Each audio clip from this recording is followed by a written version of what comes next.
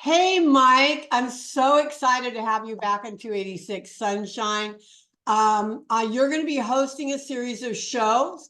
You've got some candidates that you want to talk about. It is election time, and it is time for everybody to know where your candidates stand.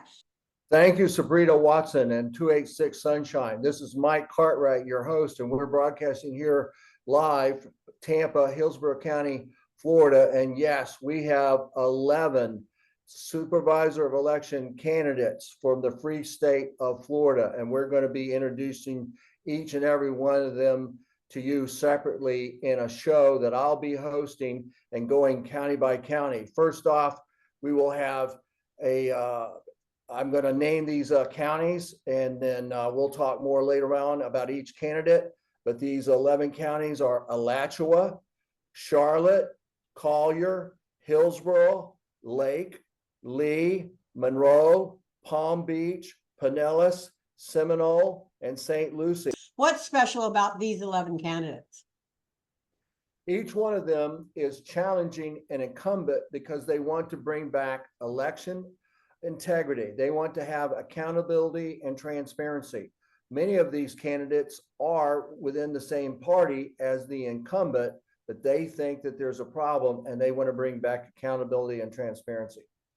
Hey, Mike Cartwright here from Save America with Election Integrity. We have another guest today, a Florida supervisor of election candidate, one of our 13 patriots who's stepping up to bring back accountability and transparency to our elections, particularly here in November 2024. I want to thank our host, Sabrina Watson and 286 Sunshine, for giving us a platform here to share to each one of our viewers individually all of these 13 candidates as we try to support them for challenging incumbents that have shown that they need to be replaced, that we need to have America First candidates who want to bring back election integrity. So I'm your host, Mike Cartwright, broadcasting to you from Hillsborough County, county seat, Tampa, great state of Florida. And we have another great guest today from Alachua County. Let me tell you about our candidate, Judith Jensen, a Christian wife and mother activated to help save our county through involvement in Defend Florida, Florida Fair Elections Coalition, and the Alachua County Republican Party. She's the secretary, so on the board, became active in every facet of elections when unable to find accuracy and transparency. Holds a Master of Science degree in nursing. Thank you for your service. And is committed to continuous quality improvement and evidence-based practice to guide in the sharing, in caring. And you have a website, votejensen24.com. I'm going to repeat, vote Jensen, Jensen 2024.com. Thank you for stepping up and running. Welcome to our show, Judith Jensen. Thanks so much, Mike. I really appreciate the opportunity to tell people about what we're trying to accomplish here in Alachua County. I have been living in this county for 12 years, and I am a nurse with 40 years of experience, much of it in leadership. And I became involved with election integrity efforts here locally just because General Flynn said that you have to start locally. I can't impact what's going on in Washington, D.C., but maybe I can do something here. I started out very much alone, and I highly encourage everyone who's feeling like they cannot accomplish anything on their own to find a gap and stand in it, because that's how we get going. Individual participation in the election process. It's so important. So a lot of people don't know where Alachua County is. I understand your county seat is Gainesville, Florida, and all of that is in the center of Florida. So please tell us about your candidacy and your campaign there for the supervisor election in Alachua County.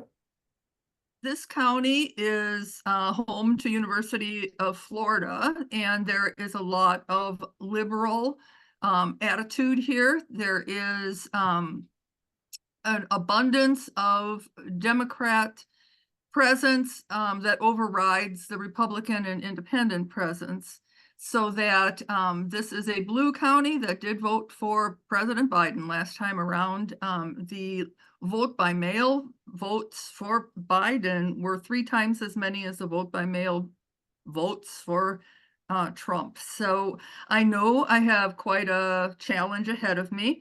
Many people told me don't even try, which isn't acceptable to me, because that's the best way to fail, is not to try. So as I understand, Judith, you are in a very tough race, challenging an incumbent. And please tell us more about the specifics of your voter base and your campaign there in Alachua. My opponent, the incumbent, has been in that office in one position or another for a while, and all of the notifications coming out of that office have her name and position on it. So I would really like to give people a choice. This position doesn't even hasn't even shown up for 20 years on the ballots because no one has challenged. And I Wait a minute, I want to make sure I understand that and the voters hear that. You're telling me that there's not been a challenge of an incumbent for the supervisor of election position, that they've always just basically had someone from the office rise up, and has that person run for the office, or did the previous incumbent resign and then they got assigned to that and then the governor checked off on it? I mean, how does that work? What's been going on for the last 20 years? It hasn't been assigned by the governor, but because only one party had somebody running, that person would get in the primary and then it would never show up on the general. So the other party's been controlling that, and no one from your party has challenged and presented the voters a choice. Correct. And well, that's thank you for stepping up. Yeah, I really, from all of the experiences that I have had digging into the voter rolls, doing public record requests, reaching a lot of pushback, I don't feel comfortable voting for this person, and I wanted to vote for someone else, but nobody else stepped up. So it was like, well, I have the experience, I have the knowledge, I have been studying this, I have connections with people in Florida Fair Elections Coalition. And so I thought, well, I do have the background, and I'm an experienced leader with nurses, and I was a clinical nurse specialist for 5 years. I had a staff of 100 professionals responsible for training them, keeping their competencies up, hiring, evaluating. So I know how to work with large groups of diverse people. And oh, Judith, I understand that you are a nurse, and that makes you a first responder. Thank you for your service to your community and our country. Thank you so much. I have worked nights, weekends, holidays. When everyone else was enjoying their Christmas and Thanksgiving, I was taking care of babies. And for 7 years, I worked at Shands Hospital in the NICU. Go Gators. So 7 years at Shands Hospital? Yes, indeed. And what town is that in, and what university is that associated with? That's Gainesville, University of Florida. Hey, how about that? Go Gators. All right. Go Gators, right. And currently I'm working for the state, evaluating Medicaid applications for long-term care. So I've gone from, newborns to the disabled elderly. And so I've always been in a life of service, and that's why public service to me, it just fits right in. It's something that I'm comfortable doing. Well, you didn't just talk the talk, you walked the walk. You were a nurse public service. You weren't getting rich. You were there because you enjoy your job about taking care and helping people. God bless you. We appreciate that. So tell us more about the campaign and share some of those supportive images, because a picture says 1,000 words. Well, my campaign generally is seeking to be inclusive of the people in this county. Elections belong to all of us. They don't just belong to the supervisor of elections. I don't want to get into that office full-time so that I can lord it over the people in this county. I want them to feel a part of it. I want them to be active in poll watching, poll working, providing insight into questionable registrations on our voter rolls. There are so many ways that people can contribute to this process. Just using the information from the machines is not good enough for me. I want very robust audits so that we can double check what's going on in those black boxes that they do not allow us access to. They always say, oh, it's proprietary. Everything is top secret. When you walk into that third floor office up there, it's this big wall of plexiglass. It's like, you're not welcome here. I want people to be welcome. I welcome what they have to say. If they got something that they have a question about, I want to hear about it. So you described that very well. So any of the images that you have from your speech and your talking points, we want to share those as we go along to affirm what you're saying. Because I have looked at other images and documents. I understand that particularly FOIA, Freedom of Information Act, public records requests are being heavily redacted, and there seems to be not the accountability and transparency. And that is what I want to try and help the viewers know, that's what you're concerned with. So please show and tell. Show and tell. What have you got? Okay, well, I'm gonna switch to my PowerPoints here, hopefully. Okay, so this is just what I'm looking to do is clean up elections, and I think there's enough evidence out there that people have seen that there is room for improvement. So hand counting is a concept that is problematic from a standpoint of Florida statute says that we have to use machines since the hanging Chad incidents, but the requirement is only one precinct with one race. Well, hold on there. Wait a minute. You gave me another one of those acronyms, Chad, and I want the viewers to know, what is a hanging Chad? Well, that was when people used to use those punch cards and the little piece of paper would hang behind, and they were trying to determine, I believe that was in the Bush election, whether the Chad had completely fallen out or what the voter intent was. And so they thought that a computer or a machine would be more accurate in determining voter intent. And then what would happen if there was a hanging Chad, and let's say your vote became a hanging Chad, that somehow or another that it got mistakenly caught up or singled out as a Chad? What would happen to that vote? Well, somebody else had to determine your intent. But that still happens today with these machines, because there's a lot of ballots in which you can't really tell what the voter intent was, and somebody has to adjudicate them and then duplicate them. So it hasn't eliminated the problem, but they did require. So they have to determine your intent, and if they can't, what would happen to that vote? What could possibly happen to that vote if they couldn't count that vote? What would happen to it? Well, I guess it wouldn't get counted. It'd either be an undervote, or if there were like two, it would be an overvote, or sometimes they just determine it's a blank or something, but the voter's actual intent may not be honored. Okay. Thank you. And thank you for explaining that. Like I'm an 18-year-old voter for the first time. I just want to make that clear. Thank you. Go ahead. Mm-hmm. Some of the other things that I would like to do would be to collaborate with citizen researchers. For instance, there was one citizen researcher in our county who discovered that felons were being registered in the jail and had cast votes. He brought this to the attention of the state attorney, and these people were prosecuted and ended up having extra jail time, but they thought they were that they were cleared to register and vote. So it was, they were kind of victimized by it. But it was a citizen researcher who brought that forward. So I would like to have that kind of input because they see things. Sunshine Say a laws, citizens review board. yes. Okay.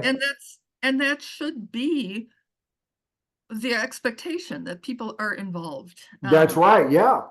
Yeah, It's all about we the people. That's why we vote. exactly.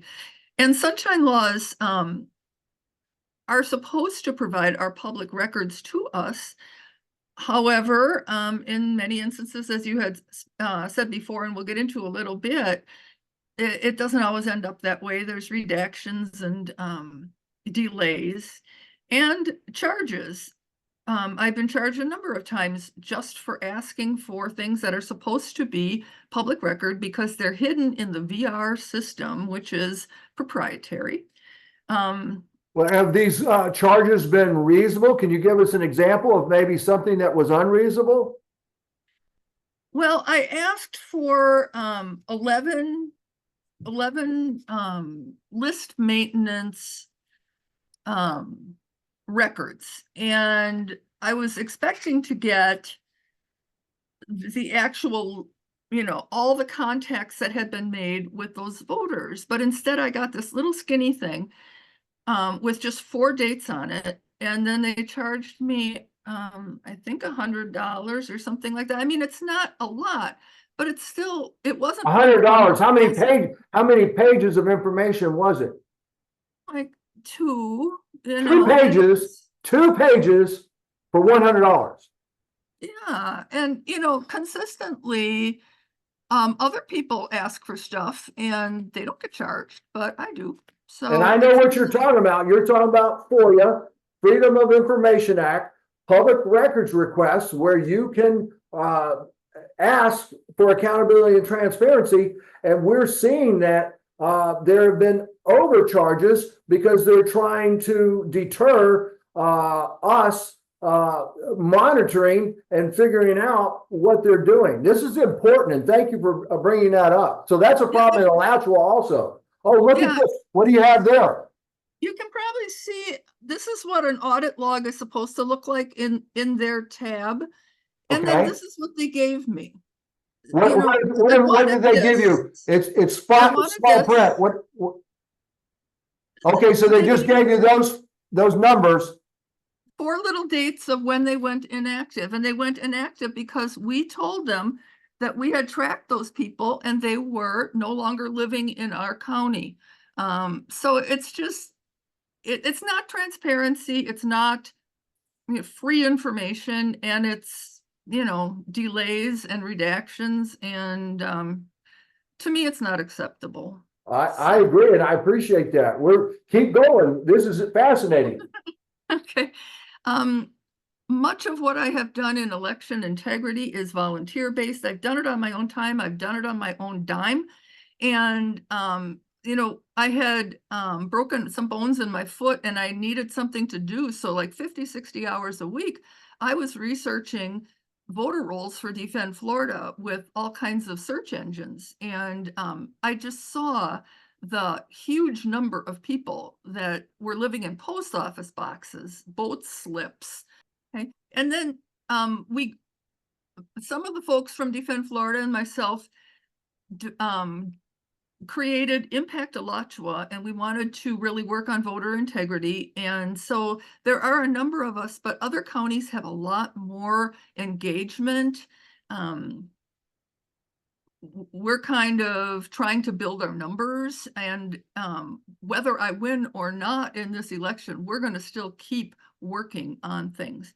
In Alachua County, my opponent was sitting on the Center for Tech and Civic Life advisory board while she was a supervisor of elections, and she accepted $750,000 of Zucker bucks. When the law changed, she had to give back over 200,000, but meanwhile, she had spent a lot on the vote by mail and the drop box infrastructure. Wait a And- minute. That's a red flag for me. That's an alarm. I want to make sure you talk more about that. Are you telling me that the incumbent supervisor election that you're running against accepted over $750,000 worth of Zuckerbucks? Oh, yeah. And none of it was spent on COVID relief. You know, there wasn't any like Purell or anything like that. It was, you know, for printing and opening and processing the mail-in ballots, which, you know, mail-in ballots are the hugest source of cheating.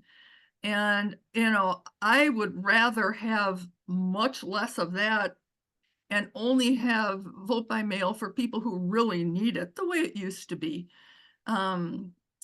So that's one thing that was in the newspaper. There have been so many other headlines that just, you know, trust is earned. And every time one of these things happens, like with the Zuckerbucks and the felons voting, and it just erodes my confidence in the election system here in this county. Well, you brought up another red flag. I was a law enforcement officer for 21 years. Thank you very much. And I want to make sure that your listeners know why you're bringing that up, because felons do not have a right to vote unless they get a judge's court order to reinstate that. So convicted felons here in the state of Florida do not have a right to vote, but they can get that back, possibly, but only with a court order. So that is a red flag about allowing convicted felons to vote. And you're telling me there is incident of that with the incumbent somehow or another was letting that happen. Shame on them. Well, not even just letting it happen, but sending one of the employees of her office into the jails during the COVID epidemic on a number of occasions to register them. So they thought that they were okay to register. And, you know, this was in all the newspapers. It made national headlines. And then they received extra jail time. I'm wow, wait a minute. Into the county jail? Or is there not a state Department of Corrections in Alachua? I'm trying to remember. Did they go into the state DOC or did they go into the Alachua County SO jail? In Alachua County. Okay, okay, So, okay. And you know, some of those people in there are still awaiting trial, so they're not to be convicted.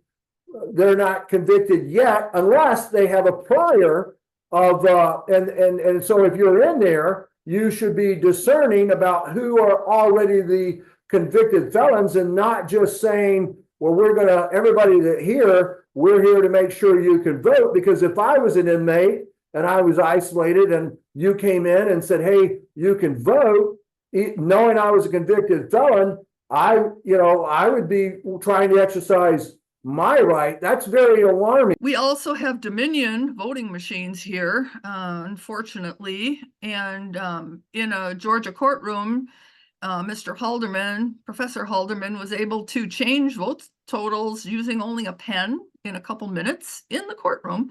And he also was able to go in through the printer port and completely, you know, change what they were reporting. So all of our people in charge of elections keep telling us, oh, our elections are so safe and Florida's the gold standard and things. But that really doesn't play out in reality, because if you look at Jeff O'Donnell is one of the national experts on well, he's a computer expert, and he has so much evidence about Dominion machines that his Fingerprints of Fraud series is fantastic for people who say there is no evidence. If they watch Fingerprints of Fraud, and that's available on his website, they can no longer say that there is no evidence. And if you look at what happened in Venezuela, it was just mass chaos because of their machines. So for us to have these Dominion machines in our county, and you've got Tina Peters in Colorado on trial because of what she found with the machines in her area, it's just, I don't feel comfortable with what the results are necessarily. But the good news is, I was able to get the 2020 ballot images for our whole county for that election. And I was able to get them in the hands of Mr. O'Donnell, and he crowdsourced people looking at these ballots, judging them, and now he's in the analysis portion, so that we will know what the counts from the people who looked at the ballots are and compare that to what the machines said they were. We tried to get cast vote records, and 43 Florida counties provided that information, but we were not able to get that from here because Dominion machines conveniently do not create that report. So to me, if it comes back that everything is absolutely perfect with what they reported, I'll be happy. But my suspicion is that there may be some variations because I looked at 750 of those ballots myself. You would think that I would have seen at least one that was creased from being in an envelope, but I didn't see any. I saw lots of weird vertical lines, but it will be very interesting to see what he comes up with. This one just, the Trump votes by mail were 1/3 of what there was with the Biden votes by mail. In 2020, there were 12,185 ballots that were sent out but never returned. So that's an awful lot of ballots floating around that could have gotten in the wrong hands. The chain of custody with vote by mail ballots is abysmal because you figure how many people handle these things before they actually get to the SOE office. There's so many places that they can fall through the cracks or be manipulated with. So, hey, folks, we're here with Judith Jensen, Supervisor of Election candidate for Alachua County. Judith, tell us more. Well, I've been very interested in list maintenance activities. We had requested a meeting with the incumbent and just to discuss how list maintenance was done, and we kept getting delayed and delayed, and after a year we gave up that she couldn't even give us time just to talk about how that was done in our county. So if you look at the state voter roll, every year or every month, the state comes out with every voter in every county in a disc. And so Chris Jersky in the People's Audit has all of that loaded. He also has like change of address and so many other databases that he combines so that from the state, it looked like there's 661,000 people on the voter rolls here in Alachua County, with 46,000 of them inactive. And so, this was of concern to us. And from the supervisor's own reports, their numbers 117 and 118, it tells how many people are removed each 6-month period for different reasons. And if you look at felons here, you can see that, starts in 2018. It was kind of small numbers, and all of a sudden it jumped way up when attention was brought to that subject by the citizens. Now, if you look at non-citizens, you can see that there were 15 removed in a 2.5 year period. And here there was 1 in the last 2 years. Now, Gainesville is a sanctuary city. It's a welcoming city. People are very open to having non-citizens come here and accommodating them, which is very Christian. And humanitarian, but these folks are also given like community IDs. They can get a driver's license, and in many instances, they would qualify to get a social security number. That would, if they check the box on their motor vehicle registration that says that they're a citizen, they can also register to vote. So it seems odd to me that only one person in the last 2 years has been removed from the voter rolls for not having been a citizen. If there are non-citizens on our voter rolls here in this county, every one of them who may cast a vote would negate the vote of somebody who has gone through the process, the laborious process of becoming a citizen.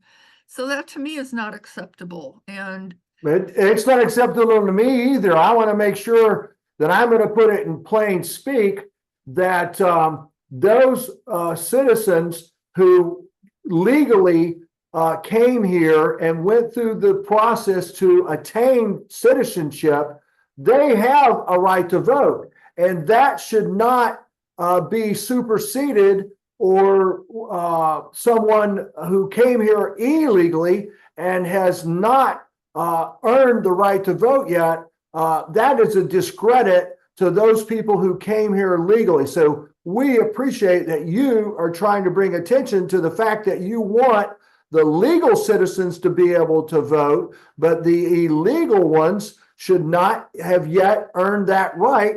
And we should have a supervisor of election who is discerning and making sure that doesn't happen. And then when we inquire about it, make sure that there's accountability and transparency, which is not happening. You are being deterred and delayed, and they're trying to hide something, obviously. And I appreciate and applaud you for trying to bring that into the light. mm-hmm. And then the other interesting thing here is that this column of placed on inactive, you'll see 16,000 people placed on inactive, and then nothing, nothing, nothing, nothing. And then down here, 32,000 placed on inactive. But then the very next column is how many people came off of the voter roll that were removed from the inactive roll, and it's 0 for the last year and a half. So that does not say to me that there is proactive research going on and use of all of the different databases that are available to them. That is not how I would do it. And like I say, trust is earned. I trust myself. I trust my thoroughness. I trust my curiosity. Why aren't these people being mailed something? Why isn't there a phone call? Why isn't, when we went door to door with Defend Florida, we would go to a 1-bedroom apartment in a student housing area, and there'd be like 8 people registered there. The person says, no, none of them live here. I've been here for a year and a half. And it's just, I don't understand why the voter rolls should be so bloated. And, that made a difference when I was getting petitions too, because the number of petitions I had to get in order to even be on this ballot was determined by how many people were on the voter roll. And if there were people that shouldn't have been there, that cost me $10,112 that I might not have had to pay, that I could use in my campaign. But you went out and you got the signatures to qualify. You didn't take money out of some political action committee or out of your own investment. You earned and got the signatures to qualify for that vote. So thank you. So we want to try and get those final talking points that are going to help get you across the finish line. Mm-hmm. I still remain very active with going down to the SOE office and looking at the vote by mail signatures. In the 2020 and the 2022 election, the vote by mail ballots that were eliminated for signature non-match was 0.079%. And of the ballots that were not accepted in the entire presidential election, that was fewer than what they threw out of my petition signatures. So it's just like there was a different standard there that I'm not real comfortable with. But I do hope that people will give me a chance to show that it can be better, that it can be trustworthy, that it can be honest and scientific, that we can involve people in all facets of the election process, which is the way it should be. I have signed a document with, there's a gentleman named David J. who has tripledippers.org. And I have signed a document saying that I will not apply for the deferred pension plan. I am not interested in burdening taxpayers with a huge pension. I've worked all my life and saved so that, I don't need that. But I would encourage people maybe to look at his site. They may see somebody there who has taken that kind of a bonus. And my website is votejensen2024.com. I definitely need campaign contributions as we head into this final couple months, because as I say, it's a very grassroots effort. I was very glad to have been able to at least get on the ballot, but more than that, I do need to get my name out. And I will need people to help with the campaign. And no matter where you are, if you're watching something like this, maybe you can't wave a sign, maybe you can't knock on doors, maybe you can't make phone calls, but you can certainly vote. You can give some of your extra money to struggling candidates, and there are a lot of us who just step up, but we don't have massive backing. And so there's always something you can do to be part of the democratic process. Please help your local candidates. And if you feel so moved, please help me and make sure you vote. Well, that sounds great. And I want to make sure again, that was votejensen2024.com. And your race is in November. That specifically is going to be November 5th and the general election. And it's Judith Jensen, our candidate for supervisor election in Alachua County. We are so grateful and proud of you for stepping up and running for office. What a great thing that you're doing for your community. We hope that the people will turn out and support, because it's not about red or blue. It's about having fair and honest elections for we the people, for all the people. And we want accountability and transparency. And it's one thing if you believe that there was a problem with the election, but your supervisor of election, if they were making sure that they had accountability and transparency, they would be forthcoming with your Florida Freedom of Information Act and public records request. And it's obvious that you're incumbent, your opponent is not, and that's why we need a new supervisor of election for Alachua County. Vote Judith Jensen. Thank you. God bless you. God bless America. Thanks so much, Mike.